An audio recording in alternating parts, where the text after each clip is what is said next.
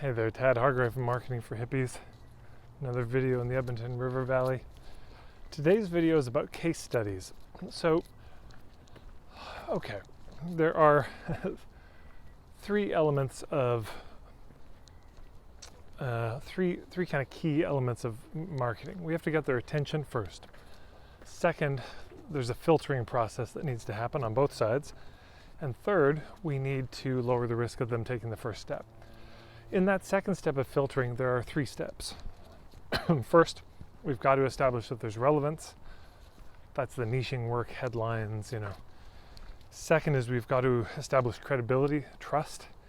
And third, we've got to establish the value. So this piece is the second one, credibility. So within the three steps, attention, filtering, risk, it's a number two.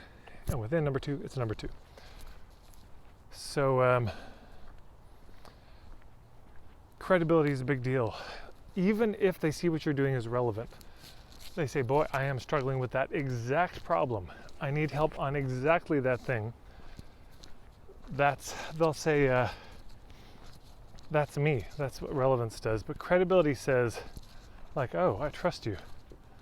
And if they don't trust you, ain't nothing happening. And one of the best ways to get to build credibility is case studies. Now, what a lot of people do is a sort of shorthand for this is they get testimonials. And testimonials are great, but of course people question them. Who is this person? Are they even real? Because sometimes, God, too many times they're just not. Or they're written by the coach themselves, or the author of the book writes all the testimonials. That's not uncommon, shockingly to me. So, and the biggest trouble with testimonials is they often don't tell a story. It's just, I worked with this person, it was great. It's kind of the end of the story. Maybe the beginning and the end with no middle in it. And a case study is a story. A case study is where you say, this person came to see me with this problem. Here's what I noticed. Here's the work we did together.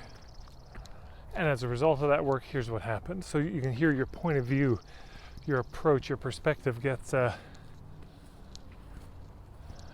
woven in. Just grabbing a seat here.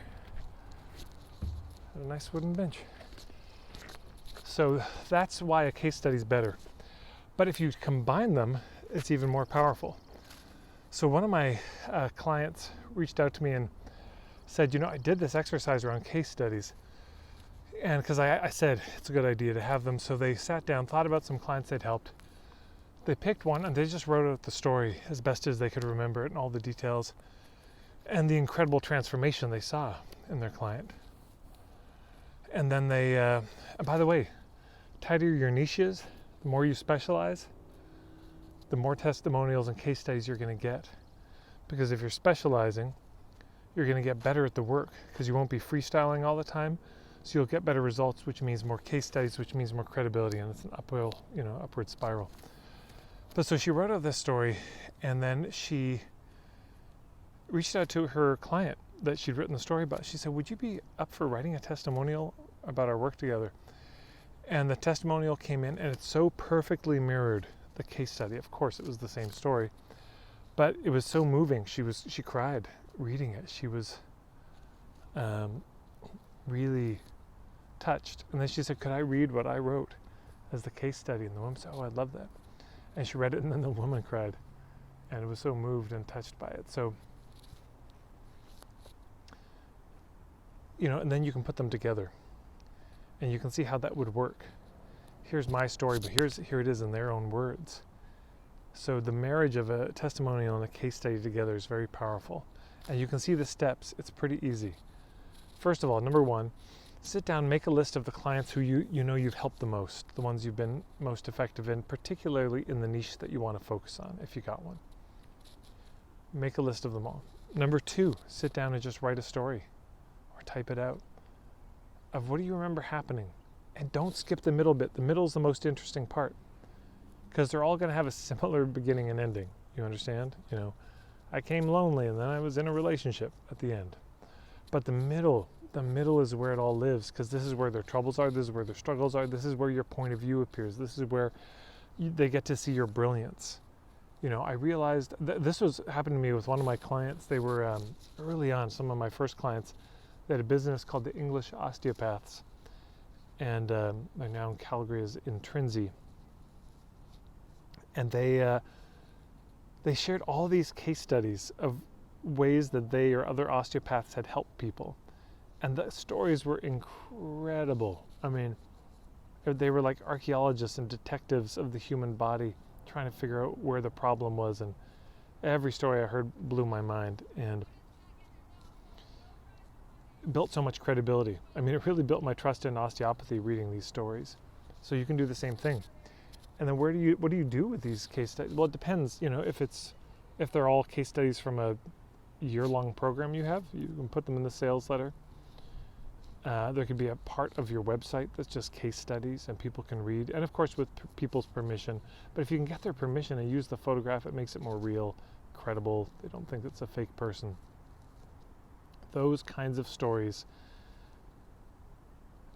build so much trust, not just in who you are as a person, but your approach.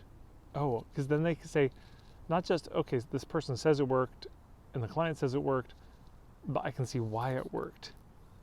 What we want them to say about our approach is, that makes sense to me. I can see how that would work, and I can see how that would work for me. So there you go. Make a list, write it out, ask them if they'd be willing to write a testimonial for your work. If they got good results, they'll probably be thrilled to. And then say, hey, do you want to read what I wrote? Would you be willing? Could I use this in some way publicly? And you know, hey, I could make it anonymous if that would help. I could remove the names, change the city, until you're happy that no one would trace it to you.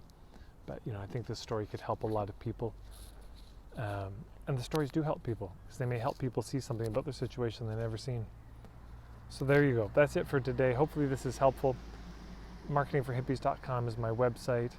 Thank you everyone who subscribes, and thank you so much to everyone who shares these videos in all your Facebook groups, and I don't know where you share them, but thank you. I know you do. So we'll see you around. Take care.